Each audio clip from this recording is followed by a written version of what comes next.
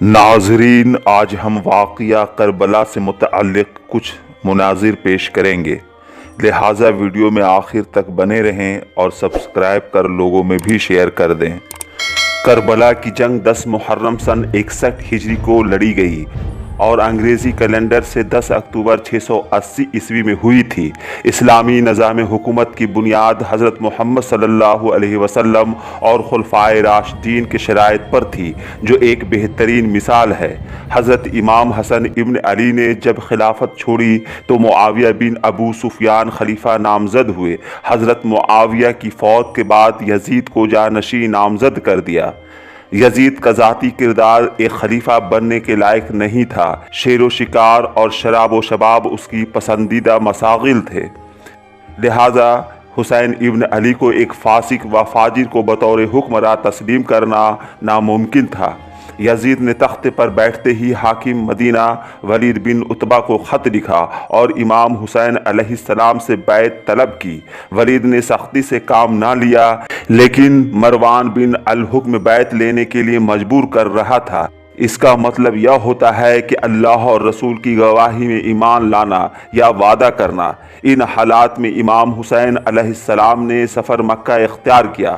جب امام حسین مکہ پہنچے تو اہل کوفہ نے انہیں سینکڑوں خطوط لکھ کر کوفہ آنے کی دعوت دی۔ مسلم بن عقیل کا خط ملتے ہی امام حسین اپنے اہل و عیال کے ساتھ کوفہ روانہ ہوئے، لیکن جب آپ سفر میں تھے تو ایک قاصد نے خبر دی کہ مسلم بن عقیل کو شہید کر دیا گیا ہے اور اہل کوفہ کے حالات بدل گئے ہیں، لوگ بنو امیہ کی تلوار کے ساتھ ہیں۔ غرض حسینی قافلہ اس گرم تپتے صحرا میں رواں دواں تھا۔ کچھ دور جا کر امام حسین علیہ السلام نے ایک خطبہ ارشاد فرمایا: اے لوگوں، میرے نانا رسول صلی اللہ علیہ وسلم نے فرمایا ہے، جو شخص کسی ایسے بادشاہ کو دیکھے جو اللہ کے حرام کو حلال سمجھے اور سنت کی مخالفت کرے اور لوگوں کے ساتھ ظلم کرے، تو جو شخص بھی اس کی مخالفت نہ کرے گا، اس کا ٹھکانہ اس ظالم بادشاہ کے ساتھ دوزخ ہوگا۔ یزید نے شیطان کی پیروی کر رکھا ہے اور اللہ کی اطاعت کو چھوڑ دیا ہے اور زمین میں فساد پھیلا رہا ہے۔ اگر تم میرا ساتھ دو گے اور میرے بیعت پر قائم رہو گے تو ہدایت پاؤ گے۔ رسول اللہ کی لخت جگر فاطمہ کا بیٹا ہوں اور میری جان آپ لوگوں کے ساتھ ہے۔ پھر قافلہ حسینی آگے کو چلی۔ جب یہ نینوا کے قریب پہنچے تو ایک تپتا ہوا سرزمین دکھائی دیا۔ یہ 2 محرم کی تاریخ تھی۔ آپ نے لوگوں سے دریافت کیا کہ یہ کون سا مقام ہے۔ لوگوں نے کہا کربلا۔ آپ نے یہیں پر پڑاؤ ڈالا اور اپنے بیٹوں، بھائیوں اور اہل خانہ پر نظر ڈالی اور فرمایا: اے خداوند، ہم تیرے نبی کے خاندان اور بیت ہیں، ظالموں کے خلاف ہماری مدد فرما۔ 7 محرم کو ابن زیاد نے عمر بن سعد کو حکم دیا کہ حسین اور ان کے اصحاب پر فرات کا پانی بند کر دیا جائے اور انہیں پانی کا ایک قطرہ بھی نہ دیا جائے۔ لہٰذا حکم ملتے ہی ابن سعد نے 4000 سپاہی نہر فرات کے قریب تعینات کر دیا۔ جب حسینی خیمے میں پانی ختم ہو گیا اور بچے پیاس سے رونے لگے تو حضرت عباس نے مشق لے کر امام حسین علیہ السلام سے اجازت لی اور نہر فرات کی طرف نکلے، اور حضرت عباس یزیدی فوجوں کے درمیان گھمسان کی جنگ ہوئی۔ غازی عباس کے پے در پہ حملوں سے یزیدی فوج بھاگ کھڑے ہوئے، اور حضرت عباس جب فرات سے پانی لے کر لوٹ رہے تھے تو سپاہیوں نے پیچھے سے وار کیا اور حضرت عباس کو شہید کر دیا۔ 8 اور 9 محرم کو حضرت امام حسین کی عمر بن سعد سے مذاکرات ہوئی۔ عمر اور سمر نے آپ علیہ السلام کو یزید کی بیعت پر راضی کرنے کی کوشش کی، لیکن امام حسین علیہ السلام اپنے ارادے پر پوری طرح ثابت قدم تھے، لہٰذا انہوں نے فرزند رسول کو شہید کرنے کا ارادہ کیا اور جنگ کا اعلان کر دیا۔ اس کے بعد ظہر کا وقت تھا۔ سب لوگ نماز کے لیے کھڑے ہوئے، لیکن یزیدیوں نے نماز کا بھی خیال نہ کیا اور تیر برسانا شروع کیا۔ اس کے بعد امام حسین نے اپنے اہل بیت اور بنی ہاشم کے جوانوں کو ایک ایک کر میدان کی طرف روانہ کیا۔ انہوں نے یزیدیوں سے ڈٹ کر مقابلہ کیا اور شہید کر دیے گئے۔ आशूरा 10 मुहर्रम की सुबह इमाम हुसैन अपने असहाब के साथ नमाज अदा की और जंग के लिए तैयार हुए। इमाम रसूल सर पर बांधा, जुल्फ़क़ार नियाम में रखा और जुल्जना को तैयार किया और अपने दाएं बाएं देखा तो किसी को ना पाया। आपके मुंह से बेसाख्ता निकला, ऐ मुस्लिम, ऐ अब्बास, ऐ अली अकबर, मेरे शेरों, आज हुसैन तन्हा रह गया।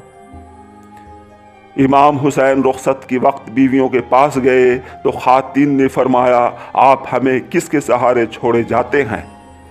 सुबह से जो भी मैदान करबला में गया वापस ना आया। इमाम हुसैन ने अल्लाह पर तवक्कल करने की नसीहत दी और जुल्जना की तरफ मुड़े तो आपकी छोटी मासूम बच्ची सकीना दौड़ती हुई आई और ऐसे लिपट गई जैसे बच्ची ने महसूस कर लिया कि बाबा से ये आखिरी मुलाकात है। इसके बाद आप अपनी बहन ज़ैनब कुबरा से मुलाकात की। बीबी ज़ैनब ने करबला में अपने शौहर, भाई और बच्चों की शहादत देखी, जिससे उनका दिल छलनी हो चुका था और उनका वाहिद सहारा इमाम हुसैन अलैहिस्सलाम थे। ज़ैनब की आंखों से आंसू जारी थे। इमाम हुसैन ने अपनी बहन से कहा, ऐ मेरी बहन, मेरे बाद अब उन सब की जिम्मेदारी तुम पर है। ज़ैनब ने फरमाया, क्या मैं इसी दिन के लिए ज़िंदा थी?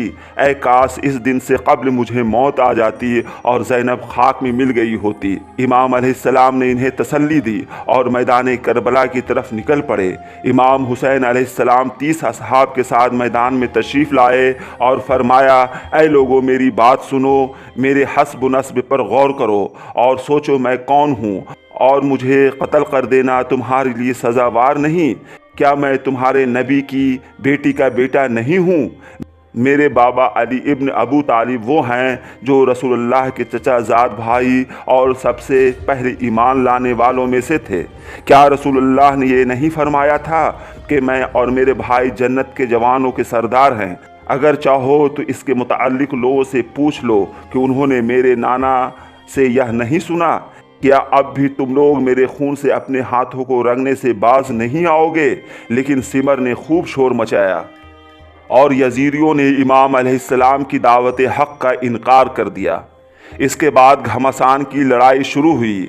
असर का वक्त था और आप जुल्फ़क़ार हाथों में लिए मैदान में मौजूद यजीदियों को धूल चटा रहे थे और निहायत बहादुरी और शजायत से जंग कर रहे थे। इमाम अलैहिस्सलाम यजीदियों पर हमला करते जाते, जिनकी तादाद 30,000 थी और आप अकेले उन्हें कीड़े मकोड़ों की तरह मुंतशिर कर रहे थे। इमाम हुसैन अलैहिस्सलाम ने दुश्मनों की एक बड़ी तादाद को वासिल जहन्नम किया। ये मंजर देखकर अमर बिन साद ने अपने लश्कर से कहा, हर तरफ से हमला करो। इसके बाद नेज़ा बरादरों और तीर अंदाजों ने हर तरफ से इमाम मजलूम पर हमला शुरू कर दिया। इमाम हुसैन अलैहिस्सलाम शदीद प्यासे थे। आप फरात के करीब गए ताकि पानी पी सकें। उसी वक्त इब्न नौमीर ने एक तीर मारा जो आपके दहने मुबारक पर लगा और तीरंदाजों ने तीर की बारिश शुरू कर दी। आपका पूरा बदन जख्मों से चूर हो चुका था। अपने सर से निकलते हुए खून को अपने हाथों में लिया और चेहरे दाढ़ी मुबारक पर मलते हुए फरमाया, खुदा की कसम मैं इसी तरह खून आलूदा रहूँगा यहाँ तक कि अपने जद मोहम्मद सल्लल्लाहु अलैहि वसल्लम से इसी तरह से मिलूँगा। इन ज़ख्मों की ताब ना लाकर आप घोड़ों से ज़मीन पर आ गए। उस वक्त दुश्मनों ने चारों तरफ से घेर लिया। फिर सिमर के हुक्म से सन्नान ने इमाम हुसैन अलैहिस्सलाम के सर मुबारक को काट कर जिस्म से जुदा कर दिया और नेज़ों पर बुलंद किया। इमाम मजलूम के जिस्म मुबारक को घोड़ों की टापुओं से रोन दिया गया। रिवायतों से पता चलता है कि इमाम आली मुकाम की शहादत के बाद कायनात में आंधियाँ चलने लगी, आसमान सुर्ख हो गया और ज़लज़ला के आसार पैदा हुए, बिजलियाँ कड़कने लगीं और फ़िज़ा में तारीकी छा गई। यहाँ तक कि लोगों ने समझा कि क़यामत करीब है। याद रखें कि सैयदना हज़रत हुसैन रज़ी अल्लाहु अन्हु ने अपने अमल से ये साबित कर दिया कि किस तरह बातिल के सामने डट कर खड़ा रहना और हक़ में जान की बाजी लगा देने से गुरेज ना करना हर मोमिन का फ़र्ज़ है।